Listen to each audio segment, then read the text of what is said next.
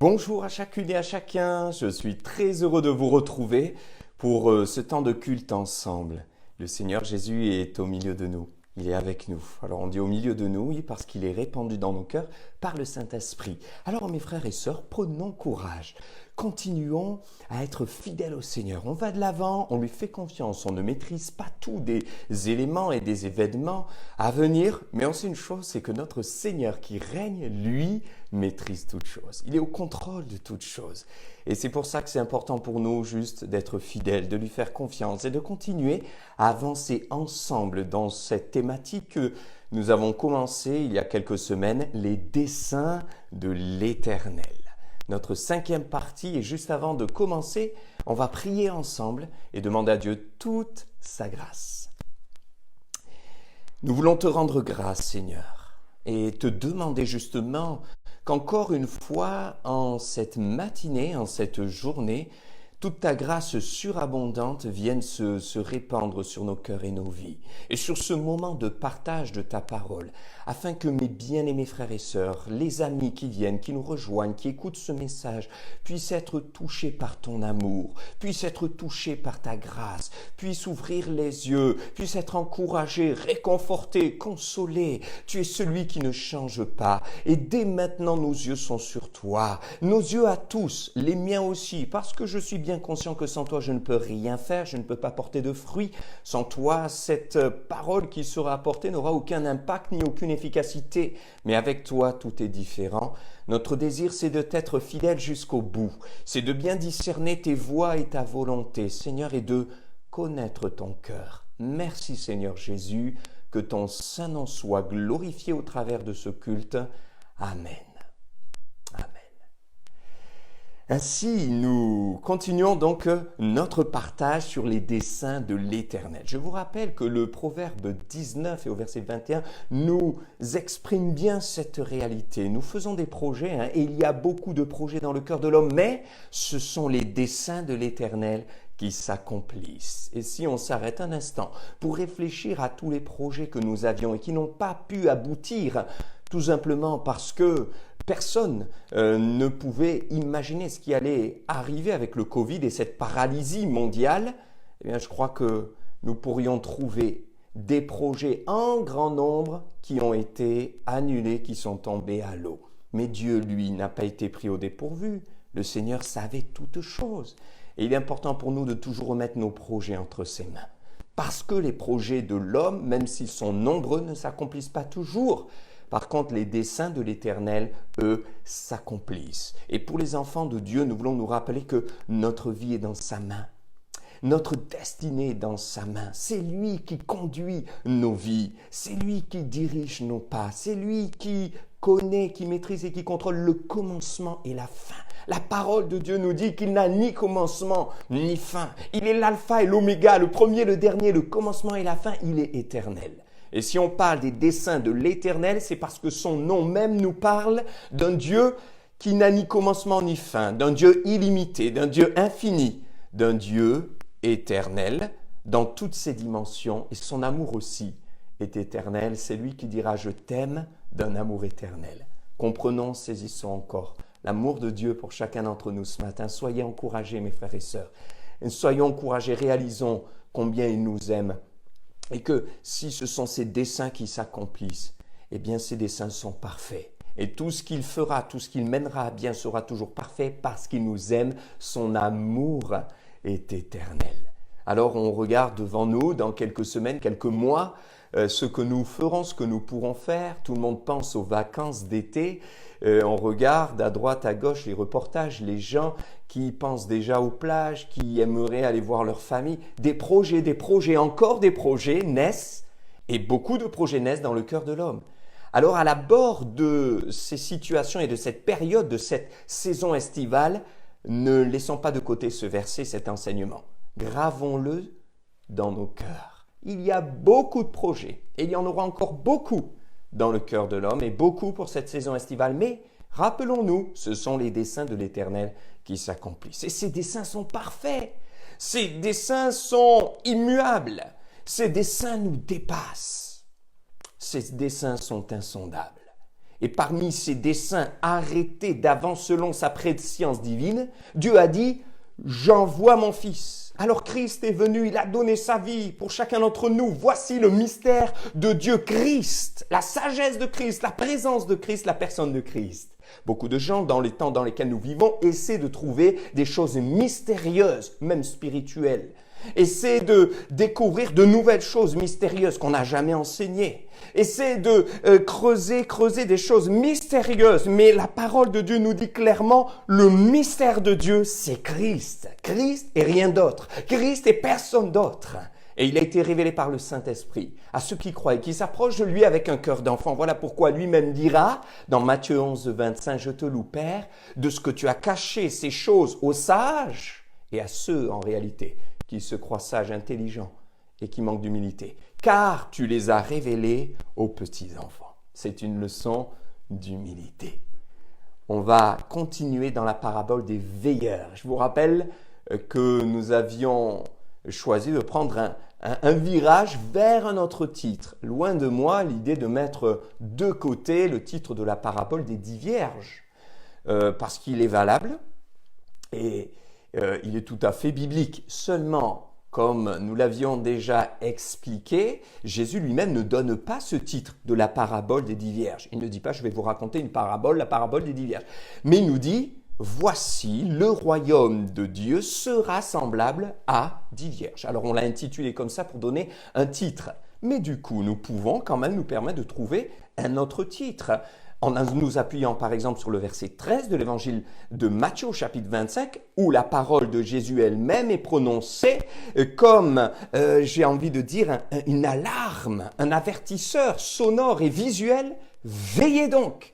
Voilà la conclusion de cette parabole. Voici l'enseignement important de cette illustration que je donne, dit Jésus. Veillez donc, car vous ne savez ni le jour ni l'heure où le Fils de l'homme viendra. Donc, on l'a intitulé la parabole des veilleurs, parce que nous sommes tous encouragés en tant que croyants, hommes et femmes, des gens convertis depuis 50 ans, 60 ans, 80 ans, ou des gens convertis depuis quelques semaines, quelques jours, quelques mois ou quelques années. Nous sommes tous encouragés à veiller, car nous ne connaissons ni l'heure ni le jour du retour du Seigneur. Par contre, nous savons que dans les desseins parfaits de l'Éternel, il y avait la venue de Christ pour mourir sur la croix afin de nous purifier de nos péchés, de nous pardonner de nos fautes et de nous sauver.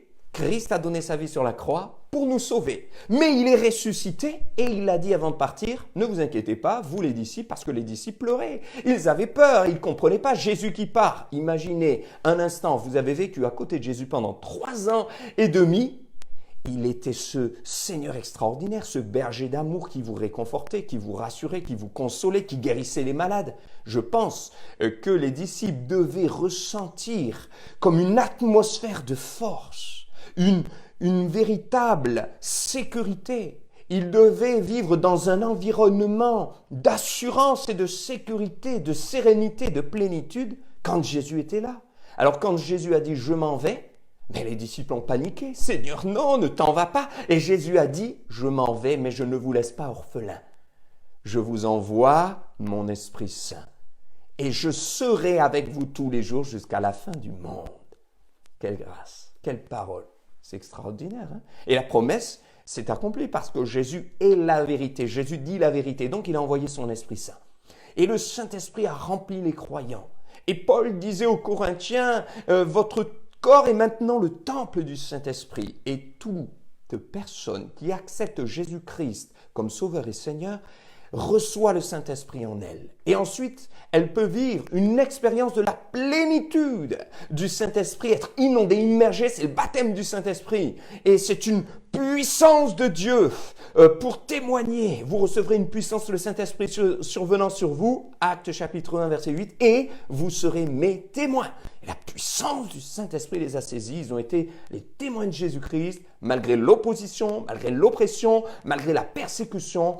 Et ceci parce qu'il y avait la puissance du Saint-Esprit en eux, le Saint-Esprit étant une personne, le Saint-Esprit habitant en eux, les a remplis de la plénitude, ils ont été baptisés, immergés de la puissance du Saint-Esprit et ils étaient plus forts plus efficaces dans leur témoignage que s'ils n'avaient que juste reçu l'Esprit Saint avec une mesure, j'ai envie de dire, modérée. Mais le Saint-Esprit venu en eux, et la puissance du Saint-Esprit, c'est la puissance de la personne du Saint-Esprit qui se déploie dans toute sa force lorsque nous lui laissons totalement le contrôle. Et là, ils étaient remplis d'une force toute nouvelle qui dépassait leurs limitations humaines. On a besoin de la puissance du Saint-Esprit, mes frères et sœurs, pour être des témoins dans le monde dans lequel nous vivons, pour être des témoins dans ces temps de confinement, afin que les autres et les voisins, les amis, vos collègues de travail voient que votre maison brille. Dans un temps confiné dans le sombre et dans le noir, car la nuit vient, il y a des maisons qui brillent, il y a des luminions qui ne s'éteindront pas. Il y a des lumières et on va parler, pour continuer, eh bien justement des lampes et de l'huile dans la parabole, des veilleurs parce que nous sommes donc encouragés à veiller, veiller parce que Jésus vient bientôt et que selon les desseins parfaits de l'Éternel, dans son dessein parfait, il avait envoyé Jésus-Christ pour nous sauver, Jésus-Christ crucifié, Jésus-Christ est ressuscité et dans son dessein parfait, il a dit « Je reviendrai » et je vous prendrai, afin que là où je suis, vous y soyez aussi avec moi. Donc Jésus vient bientôt. En un clin d'œil, en un instant, au son de la trompette, ça va prendre un quart de seconde. Nous allons être enlevés et nous allons nous élever. C'est Christ qui viendra nous chercher. Lui étant sur les airs, nous irons à sa rencontre. En un instant, des millions de croyants qui s'élèvent. La véritable Église de Jésus-Christ, celle qui est prête, des enfants nés de nouveau, enfants de Dieu nés de nouveau, authentiques, ayant une communion, une intimité avec le Seigneur, vont le rejoindre pour être avec lui pour toujours. Ils seront transformés. Notre corps usé, fatigué, malade, poussiéreux, qui vieillit, qui flétrit, qui est en lutte constamment avec la chair, sera transformé en un corps spirituel. Et ce corps spirituel n'aura plus de failles. Nous ne serons plus en proie à la lutte contre la chair, plus de péché, plus de larmes, plus de souffrance, plus de pleurs, plus de détresse, plus d'abandon, plus de séparation. La gloire, la paix, la joie, le règne, la présence de Jésus-Christ pour toujours. Voici le programme des desseins de l'Éternel. Alors je ne sais pas vous, mais moi ce programme-là, il me plaît bien. Alors il me plaît bien tant que je suis de la partie pour être pris, bien sûr. Et je crois que c'est un programme qui ne peut que nous réjouir si nous sommes prêts. Parce que cette parabole de Matthieu 25 nous dit voilà ce que vous allez vivre si vous êtes prêts. Mais pour être prêt, il faut veiller. Voilà pourquoi la parabole des veilleurs. Et quand nous regardons cette parabole, il y a quelque chose qui ressort. Alors je vais vous le dire avant de la relire, afin que vous puissiez mettre l'emphase dans votre lecture et votre écoute sur ce qui est exprimé là dans ces versets.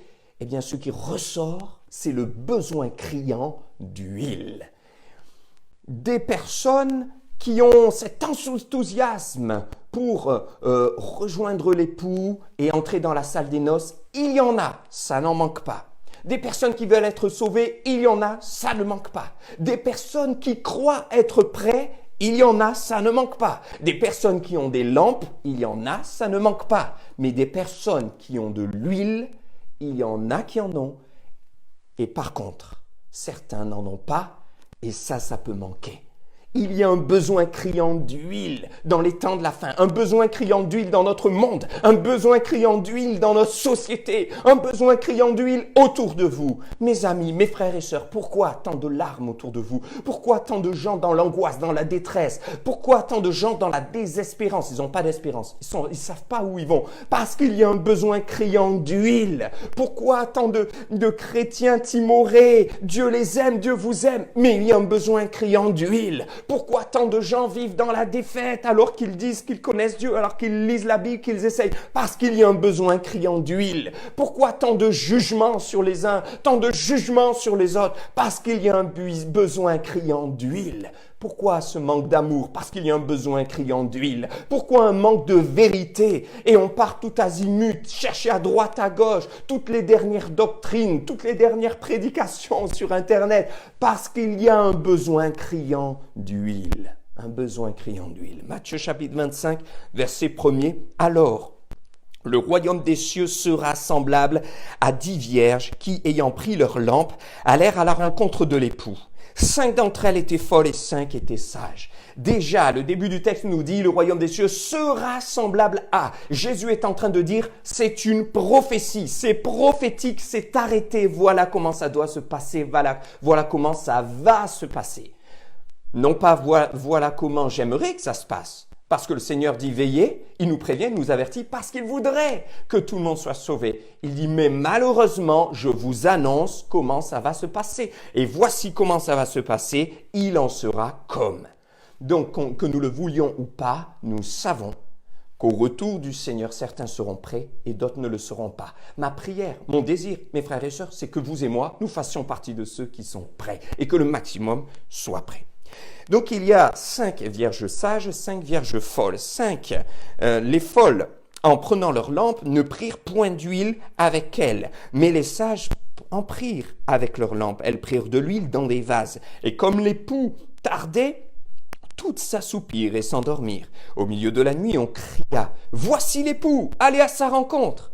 Alors toutes ces vierges se réveillèrent et préparèrent leurs lampes. Les folles dirent aux sages, « Donnez-nous de votre huile, car nos lampes s'éteignent. » Et les sages répondirent, « Non, il n'y en aurait pas assez pour nous et pour vous. Allez plutôt chez ceux qui en vendent et achetez-en pour vous. » Et pendant qu'elles allaient en acheter, l'époux arriva.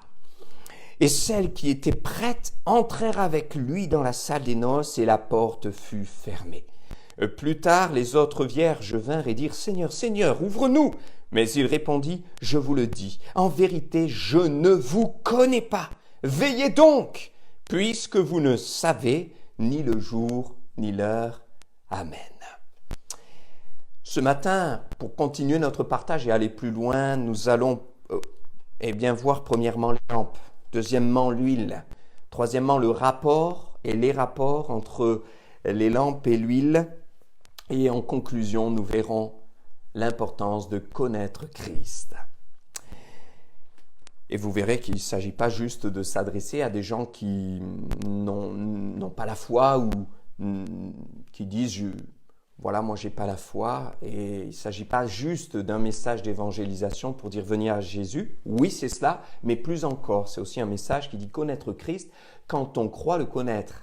Mieux connaître le Seigneur quand finalement on se rend compte qu'on est plus loin de lui que ce que l'on pensait. La véritable connaissance de Christ, quelque chose de beaucoup plus profond qu'une découverte hasardeuse. Les lampes tout d'abord. Alors, je vous rappelle le contexte.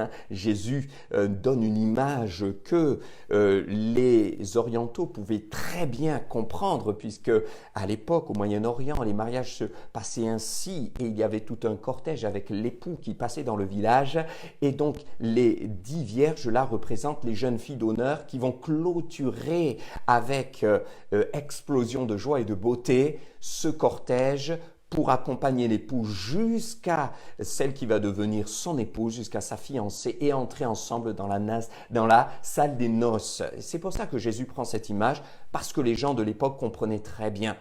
Et Jésus veut s'adresser à toutes les générations en disant de toute façon, veillez et priez, soyez prêts, veillez donc car vous ne connaissez l'heure.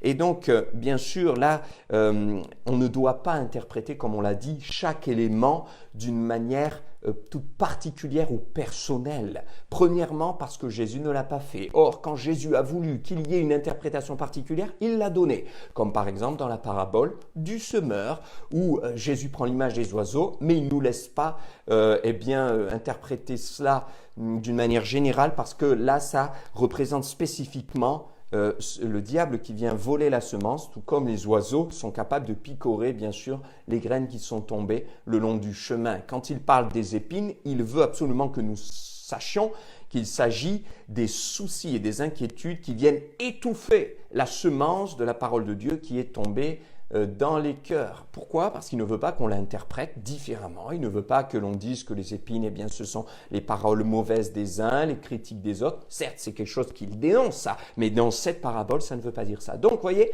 quand Jésus voulait interpréter et donner une interprétation précise et unique à un élément, il le disait. Or là, Jésus donne une parabole et c'est dans son sens général qu'il dit, voyez, je prends une image du quotidien pour vous exprimer une réalité spirituelle et vous donner cet enseignement, soyez prêts et veillez. Parce que de même que lorsqu'il y a un mariage, des jeunes filles d'honneur se préparent, elles arrivent en dernier. Donc le soir arrive, elles peuvent s'endormir, mais l'important, c'est qu'elles aient de l'huile. Il y a un besoin criant d'huile. Et de la même manière, vous ne savez pas quand je reviendrai. Donc l'important, c'est que vous ayez de l'huile quand je reviendrai. Et à nous de savoir qu'est-ce que l'huile. Et pour savoir qu'est-ce que l'huile, bien sûr, il faut faire le rapport avec les lampes. Le Seigneur Jésus, je pense, nous montre quand même qu'il y a une différence entre les lampes et l'huile.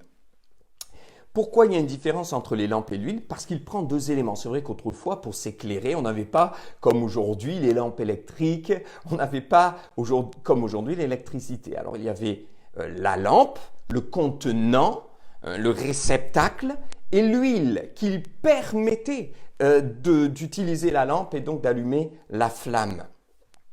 Mais, comme il y a une vraie différence entre les deux, Dieu nous montre un enseignement que nous devons garder en tête et qui est utile pour nos vies. C'est que déjà, les lampes nous parlent du contenant. La lampe peut transporter l'huile. La lampe peut porter l'huile. La lampe, c'est le contenant, c'est quelque part l'outil. Donc, dans cette parabole, la lampe pourrait représenter l'ensemble des choses, des moyens, des outils qui nous permettent d'avoir de l'huile. Mais la lampe n'est pas l'huile. Autrement dit, aujourd'hui, il y a toutes sortes de lampes. Regardez ce bâtiment dans lequel je suis. Souvent, on dit, tiens, c'est l'église. On va à l'église. Mais vous savez comme moi, du moins j'espère, que la parole de Dieu nous dit que l'église, ce n'est pas les bâtiments. Et là, quelque part, eh bien, je ne suis pas dans l'église dans le sens où l'église est vide. Je suis dans les bâtiments qui appartiennent à l'église. Mais le jour où tous vous reviendrez, alors nous serons dans l'église, nous formerons l'église, parce que l'église, c'est vous et c'est moi.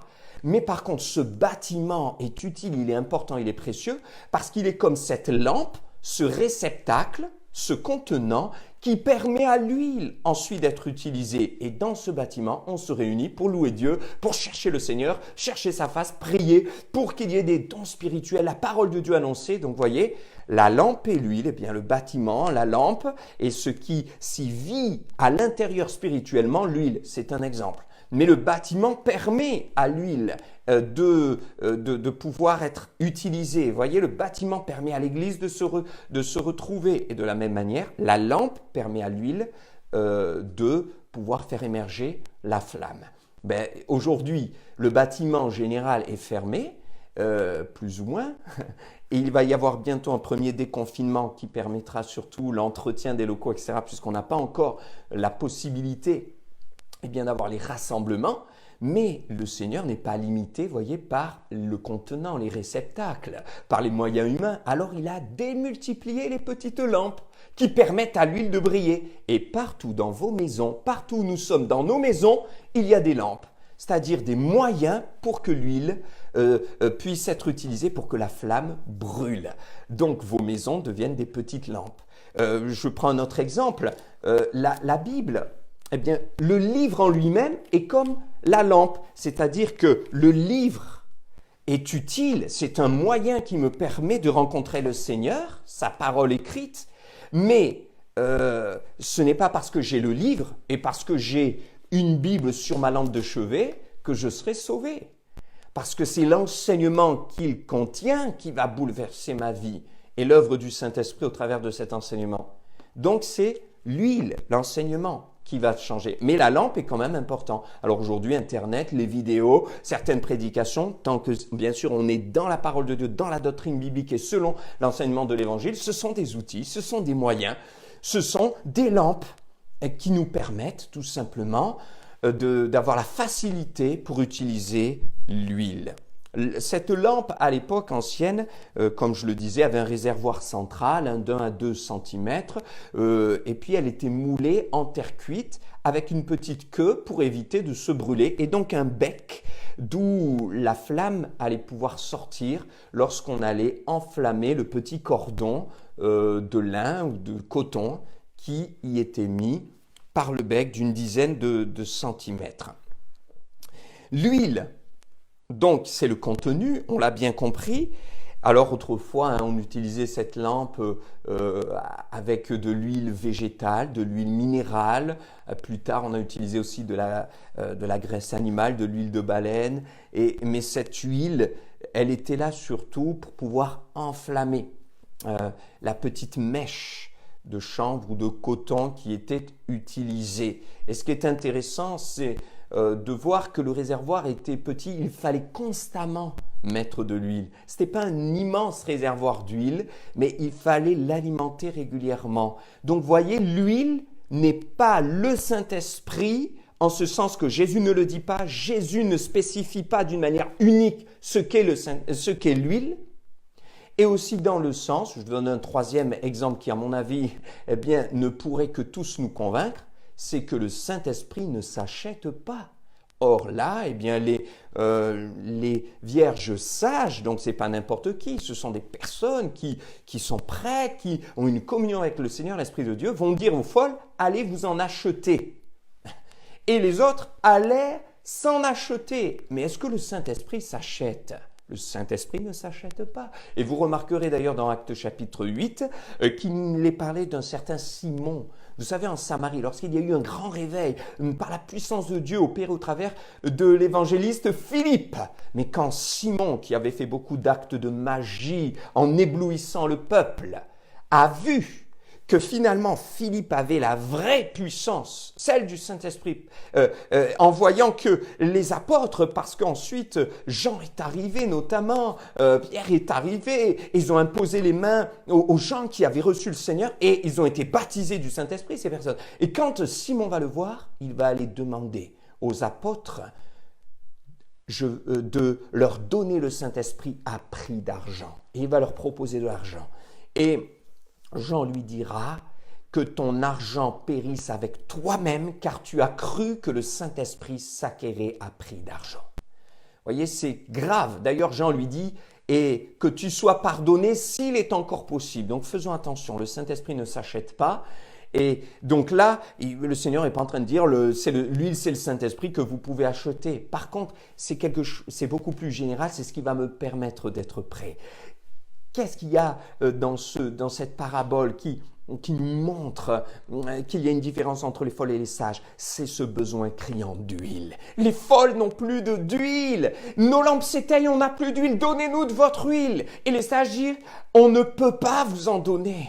Il y a un besoin criant d'huile. Comprenez mes frères et sœurs, que dans les temps dans lesquels nous vivons, il y a un besoin criant d'huile. Pourquoi tant de querelles? Pourquoi tant de disputes? Pourquoi même parmi des chrétiens qui sont nés de nouveau, qui aiment le Seigneur, il y a tant de discorde, de méchanceté, de coups bas, parce qu'il y a un besoin criant d'huile. Et l'huile, c'est ce qui me permet d'être prêt. Et qu'est-ce qui va me permettre d'être prêt au jour du Seigneur? Soyons simples, c'est ma communion avec lui.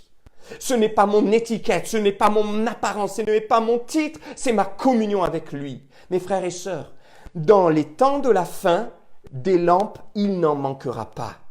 Tout comme au retour là et du maître, quand l'époux allait dans la salle des noces, quand il fallait être près des lampes, tout le monde en avait. Eh bien, vous voyez, dans les temps de la fin, des titres, des dénominations d'église qui parleront de Jésus, des prédications, des outils pour pouvoir, étudier. Il n'en manquera pas. Vous voulez la Bible, vous la commandez. Vous voulez une version, vous pouvez avoir cette version, mais vous pouvez avoir 10 versions. Vous voulez essayer d'apprendre le grec, l'hébreu, vous pouvez l'apprendre. Des moyens, il y en a beaucoup. Des lampes, il y en a beaucoup. Mais y a-t-il de l'huile? Mes frères et sœurs, Dieu veut que nous ayons de l'huile. Et l'huile, en toute simplicité, c'est ma communion avec le Seigneur. C'est ce qui va me permettre de laisser le Saint-Esprit me parler. C'est ce qui va permettre de laisser le Saint-Esprit m'avertir. Donc, vous voyez, l'huile n'est pas le Saint-Esprit, mais l'huile, c'est ma communion avec Dieu qui va permettre au Saint-Esprit de me parler quand il veut me parler, de m'avertir quand il veut m'avertir, de me consoler quand il veut me consoler et de me laisser me consoler, de me convaincre quand il veut me convaincre, donc de marcher par la foi. Et d'être dans l'écoute de Dieu sans être mystique et entendre des voix tous les jours, avoir des songes qui me guident, mais avoir la parole de Dieu qui me dirige. Ma communion avec le Seigneur, un besoin criant d'huile. Les rapports entre la lampe et l'huile sont intéressants. Il y a une notion d'équilibre. Parce que certains disent, je n'ai besoin que de lampes et ils n'ont pas d'huile. Ils ne seront pas prêts. Et vous voyez, ça représente les gens qui vont dans une église d'une manière religieuse. Ils ont la lampe, ils ont le moyen pour s'approcher de Dieu, mais il manque l'huile.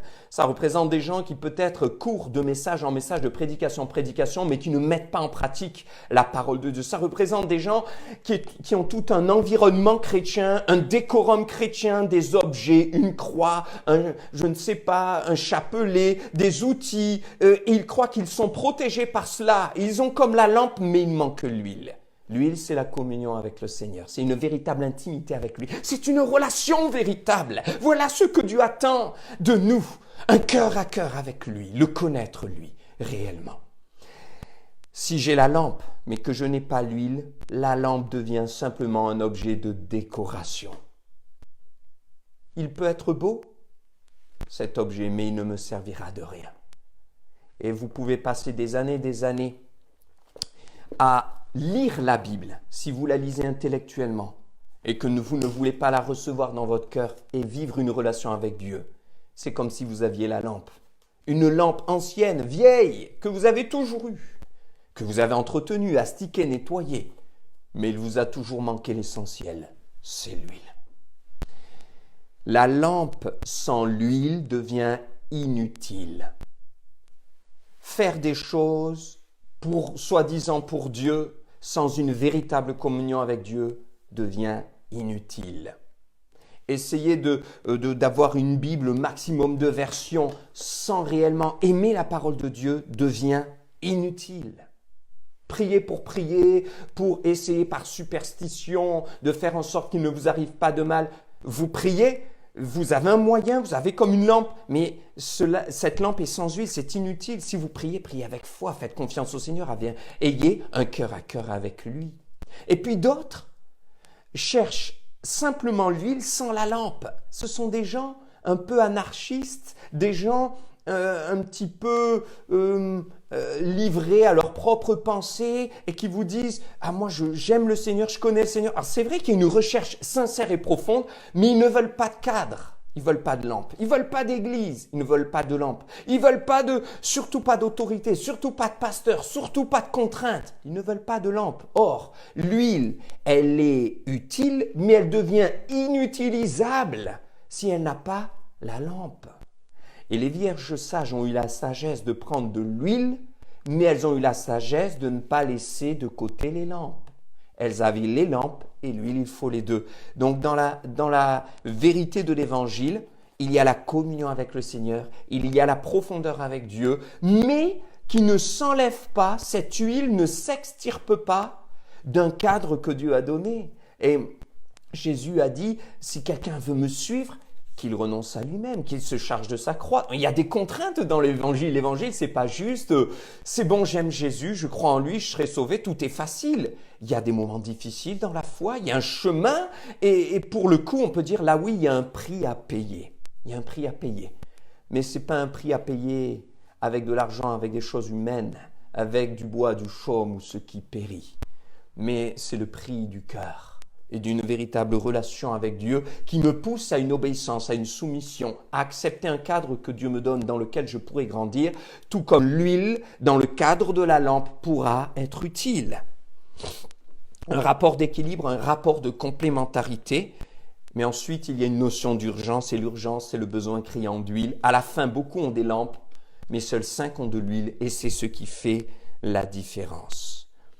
La parole du Maître, qui est la parole de Jésus, est extrêmement révélatrice. Il dit à la fin, je vous le dis en vérité, verset 12, je ne vous connais pas. Et là, on a un indicateur que nous devons garder sur nos cœurs pour la fin de ce message, c'est la notion de connaissance. Vous imaginez que les jeunes filles qui s'étaient préparées, qui avaient pris leur lampe, qui se sont réveillées, ont été qualifiées de personnes qui n'étaient pas prêtes. Et je crois que nous devons réaliser que pour être prêts, j'ai besoin d'huile, j'ai besoin de cette communion avec le Seigneur qui me conduit dans une connaissance du Seigneur. Jésus a dit, je ne vous connais pas. Ça m'interpelle. Vous imaginez, le Seigneur revient, vous lui parlez, vous voulez. Il dit, mais je ne te connais pas, je ne peux pas te prendre. Seigneur, moi je veux te connaître. Romains chapitre 1, verset 28. Certains ne se sont pas souciés de connaître Dieu. C'est pourquoi Dieu les a livrés à leur sens réprouvé de manière à ce qu'ils commettent des choses indignes. Connaissez le Seigneur, apprenez à le connaître. Comment on connaît quelqu'un? En passant du temps avec lui, en apprenant à écouter sa voix, en apprenant à discerner sa volonté. Et il nous a donné sa parole pour que nous le connaissions. Connaître Christ et le connaître davantage. C'est Éphésiens. Alors ce sont des textes extraordinaires que je voudrais vous inviter à lire avec moi. Ils sont si forts dans Éphésiens au chapitre 3, du verset 14 au verset 19. Voici ce que l'apôtre Paul dira, à cause de cela, je fléchis les genoux devant le Père, de qui toute famille dans les cieux et sur la terre tire son nom, afin qu'il vous donne, selon la richesse de sa gloire, d'être puissamment fortifié par son esprit dans l'homme intérieur, en sorte que Christ habite dans vos cœurs par la foi, étant enraciné et fondé dans l'amour, pour que vous puissiez comprendre, avec tous les saints, quelle est la largeur, la longueur, la profondeur et la hauteur, et connaître l'amour de Christ qui surpasse toute connaissance, en sorte que vous soyez remplis jusqu'à toute la plénitude de Dieu. Amen.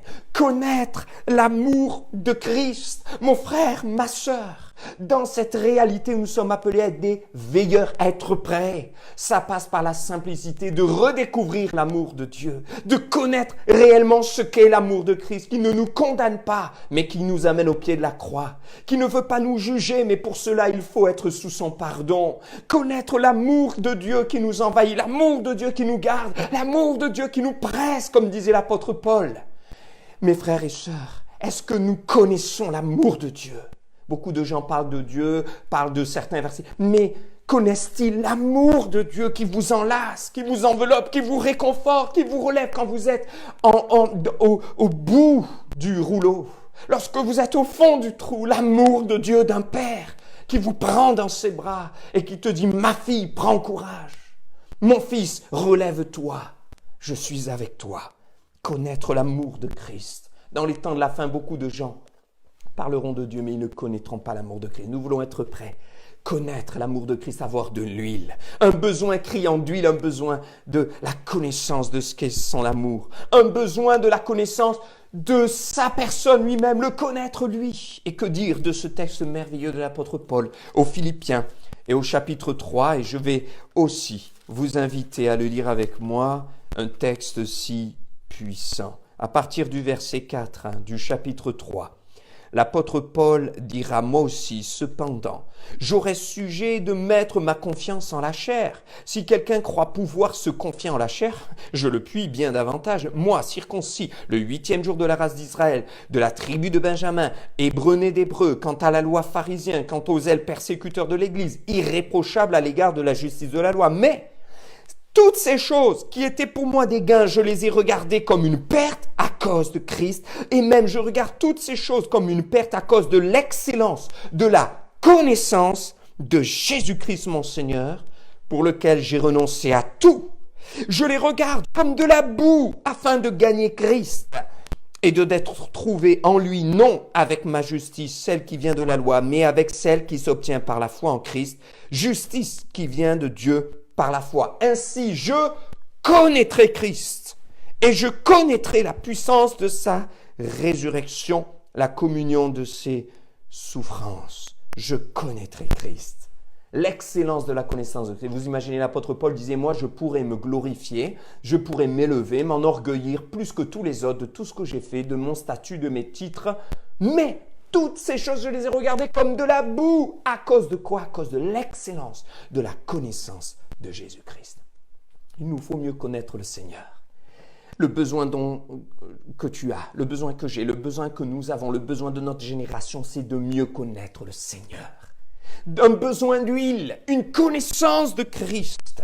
Et comme il y a un vide, même dans le cœur de certains croyants, ils vont essayer de connaître, mais pas de connaître Christ, connaître des choses que Christ n'a pas enseignées, connaître des doctrines qui ne viennent pas de la parole de Dieu. Il y a ce vide, on essaie de le combler, mais ce n'est pas connaître Christ. Paul dit l'excellence vient de la connaissance de Christ lui-même. Christ et Christ seul. Restons simples, l'amour de Christ, la présence de Christ. Mes frères et sœurs, je nous interpelle. Nous sommes dans les temps de la fin. Matthieu 7, 23, Jésus avait dit qu'il y a beaucoup de gens qui diront « J'ai fait des miracles, j'ai chassé des démons. » Et Jésus dira « Je ne vous ai jamais connus. » Connus. Le problème, c'est qu'il ne les a jamais connus. Et ça fait quand même écho avec cette parabole que nous avons lue des veilleurs, parabole des 10 vierges. À la fin, il leur dit « Je ne vous connais pas. » Il y a un problème de connaissance, il y a un problème de relation profonde, d'authenticité, il y a un problème d'intimité. Pourtant, ces gens croyaient connaître et Jésus dit non, vous ne me connaissez pas. Ce n'est pas moi que vous connaissez parce que ce n'est pas l'évangile que je vous ai annoncé. Or, je remarquerai que ces 5 folles vont aller s'acheter de l'huile. Elles vont en trouver. Vous voyez, au retour de l'époux, elles trouveront de l'huile, elles trouveront des marchands d'huile. Allez vers ceux qui en vendent, alors elles en trouvent. Mais l'huile qu'on leur a trouvée, l'huile qu'elles ont trouvée, n'était pas l'huile qui leur permettait d'être prêts. Mes frères et sœurs, dans les temps de la fin, au retour du Seigneur, nous pourrons trouver toutes sortes d'huiles et des marchands d'huile. Je nous mets en garde de grâce. Restez attachés au Seigneur Jésus, à la simplicité de son évangile. De grâce, pourquoi? Parce que de l'huile, vous en trouverez. De l'huile frelatée, vous en trouverez. De l'huile modifiée, vous en trouverez. De l'huile polluée, vous en trouverez. Mais l'huile pure de Christ, l'huile pure de sa connaissance, l'huile pure de la connaissance de Christ, l'huile pure de la communion de Christ, vous n'en trouverez pas dans des milieux qui ne vous enseignent pas l'évangile. Cette huile-là, elle nous permet d'être prêts. Cette huile-là, elle ne se trouve que dans le secret de sa présence. Et dans l'annonce, dans le désir de rester près de la vérité. Dans 1 Corinthiens 8, chapitre 3, Paul dit « Celui qui aime Dieu est connu de lui ». Et ça, c'est extraordinaire parce que Paul disait au Galates, chapitre 4, verset 9, « À présent, puisque vous avez connu Dieu et que vous avez été connus de Dieu, justement, pourquoi retournez-vous vers des rudiments du monde? Pourquoi vous détournez-vous en fait de la simplicité de l'évangile ?» Et Paul rajoute dans cette lettre-là que celui qui vient vous annoncer un autre évangile que celui que je vous ai annoncé, qu'il soit maudit, anathème. Voyez, être connu de Dieu ne peut être vrai que si moi je le connais. À présent, vous avez connu de Dieu, vous êtes connu de Dieu, mais il faut rester, demeurer dans cette connaissance, cette huile, la connaissance de Christ, la connaissance de sa parole. En fait, connaître lui réellement et ne pas chercher à aller à droite, à gauche, et pour le connaître, pour être connu de lui, parce que c'est ça l'enjeu en fait. Est-ce que tu es connu de Dieu? Est-ce que je suis connu de Dieu? Est-ce que nous sommes réellement connus de Dieu? Ou est-ce que Jésus dira, mais je ne vous connais pas. Pourtant, vous avez parlé de Dieu souvent, vous avez lu la Bible, mais je ne vous connais pas. Alors, c'est ça la question. Eh bien, pour être connu de Dieu, 1 Corinthiens 8, 3, celui qui aime, l'amour de Dieu dans nos cœurs. 1 Jean 2, 3, si nous gardons ses commandements, par cela nous montrons que nous sommes connus de lui. Gardez sa parole. Pas se détourner pour aller piocher n'importe où. Garder sa parole et ses enseignements. Voyez, lorsqu'on commence à se tourner vers des enseignements qui n'ont pas été annoncés par l'apôtre Paul dans les lettres du Nouveau Testament, que faisons-nous? Sommes en train de dire que nous, peut-être, qu'on est plus spirituel que Jésus parce que lui n'a pas enseigné ces choses.